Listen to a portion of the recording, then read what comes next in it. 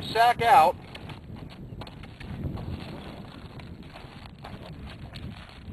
got no pressure on the rope. I want her to stop right where I need her to. Presentation's down low, hat hanging over there so she can smell it. 9 times out of 10, a horse touched something with their nose and they're okay with it. They're pretty much going to be okay with it almost everywhere else. Because if it was going to bite him, it's going to bite him on the nose. You don't ever see a horse putting their nose down on a rattlesnake because they saw it happen to somebody else.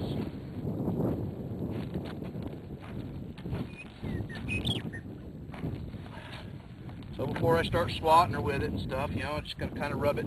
Start off low, go up on the neck, and I'm not holding her hard. I don't want to hold her hard. Moves off, I'm going to let her move off because I'm going to have her come back on her own.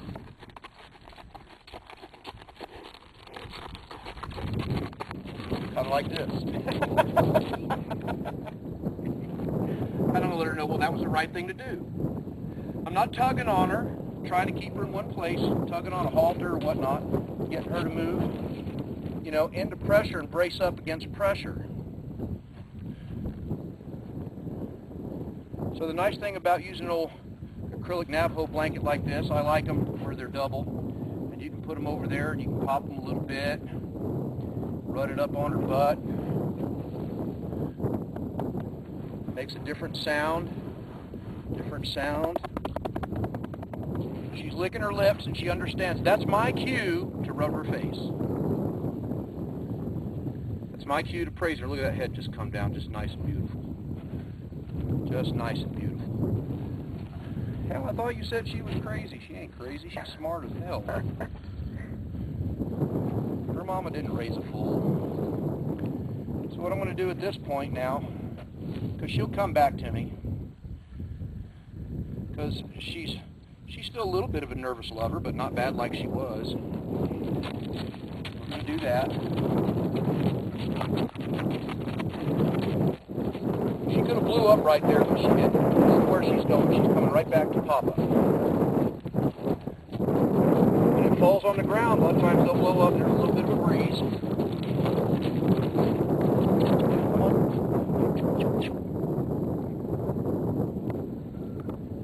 I'm going to give her about 3 seconds before I make her move off. Now I'm going to move her off. Children are the same way. You ask a kid a question, you got to give him 3 seconds wait time. If you give 3 seconds to a person, it kind of makes sense that you ought to give that or a little bit more to a horse. And then this being longer, you could do some rhythmic things. Instead of just putting a blanket up on them and leaving it sit static, move it a little bit. That massaging action, that feels good. It feels good. Huh. Come here, darling. Come here.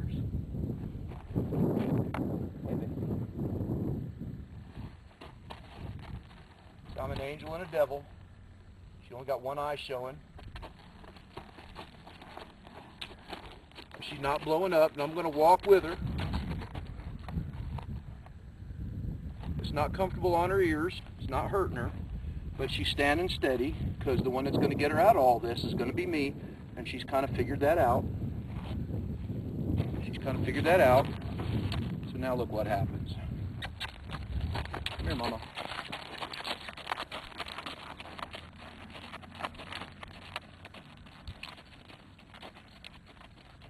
See, when I walked with her, she kept walking. When I stopped, she stopped. And that's kind of something Bob Browning taught me with Mustangs. To get them to stop moving, you got to walk out in front of them till they stop moving. If you want them to move off, and they'll move back and forth, and you just got to kind of move with them. Good girl. So just here on her neck, you know, I'm just going to get her sacked out pretty good, and I'm going to let her go. Horses are fight or flight animals. And eventually she'll stop running off.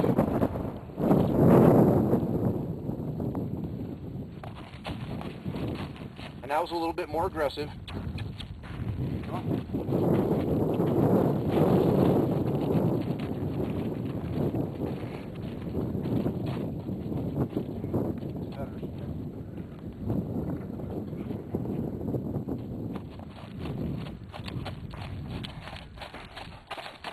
to move off, I'm going to make her move around the pen. Also makes that blanket flop around. A little wind flopping around. She's doing pretty good with it. I'm pretty happy so far. Let's stop her.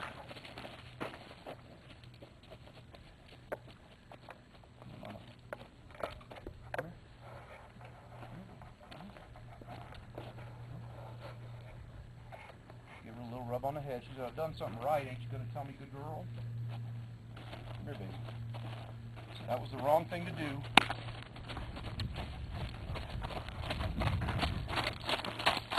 I'm going to walk at her with my shoulders kind of square, and I'm moving at her aggressively. She doesn't come to me, I'm going to move her back the other way.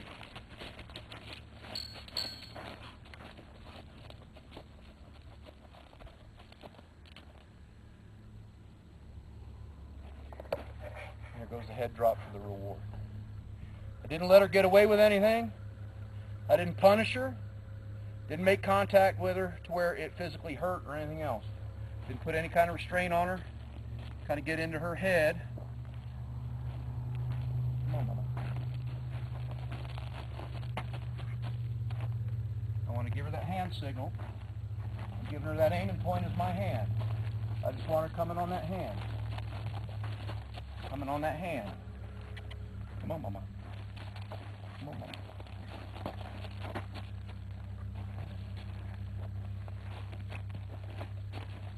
Back, back, back, back, back. That's a horse with good ground manners. Very little, very simple things to do.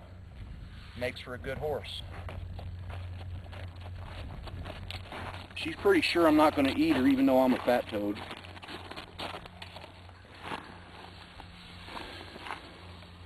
So this is a whole different color, different feel. I don't know if she's ever had this done before or not. She acts like it. Yeah, I believe at the clinic in October, did some stacking out with saddle pads. And being back in October, that's still a while. Yeah. Without any kind of break. And usually just having it done, and then if it's not done again after several months, unless they're really, really smart and they remember.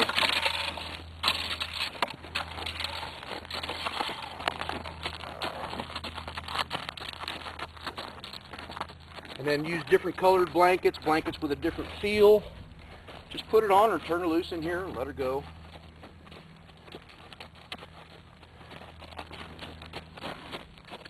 So she kind of snubbed me, got right by me. I'm not going to move her around with this blanket. I don't want to pop her to make her go, because that gives the wrong signal. Come here, baby. No? Go. Go. She did the wrong thing, so I'm going to move her off.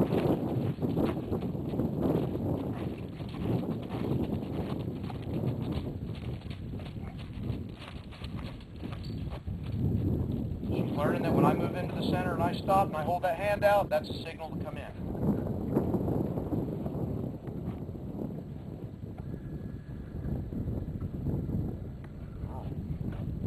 So taking a blanket off is as traumatic as putting one on.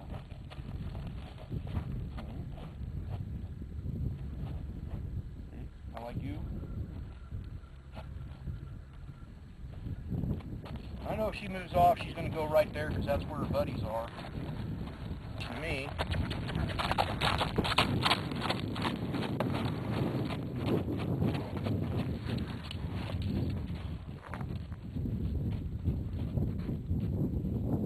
Sometimes I'll lay a saddle blanket or a pad out in their path so they can go over it, particularly with a very spooky horse.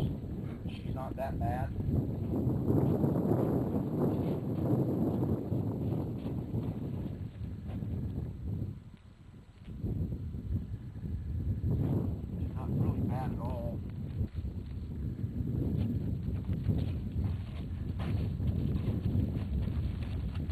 She moved off to get away from me so I can go with her and let her know I'm not going anywhere.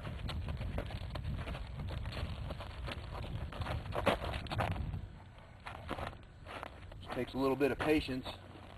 I'm not going to force her to stand. that generally doesn't work. Come on. Come on. Good girl. So we're going to put this back on just for a little bit of control. So we're going to put it on just like you would a bridle. Oh, there's a head dropping down real nice. I like that. I like that. Good girl. I like that. Good girl. It's too bad we can't get 8-ball to do that yet, huh? Or whatever the hell. Martin. Whatever his name is.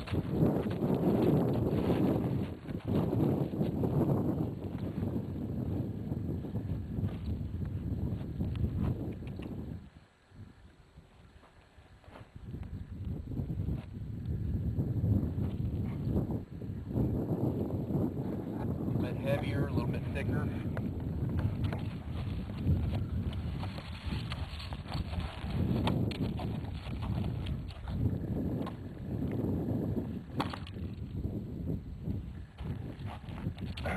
If you put the blanket on one way, it stands to reason you ought to do the saddle the same dang way. I'm going to let her smell it a little bit. Sometimes they'll grab those saddle strings or whatnot. Instead of just dumping it right on her back, I'm going to let her feel the sheepskin underneath it. She's okay with that. Just gently put it up there.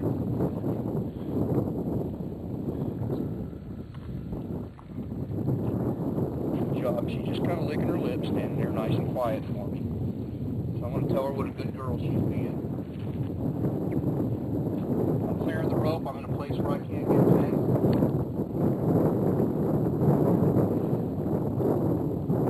Lots of good padding there, just out of respect for the horse. Drop that down a notch. Typically I'll use a flank cinch later on, not right at the beginning of the breaking phase. Because what happens is if you got that dangling around and you end up in a wreck, sometimes that cinch and the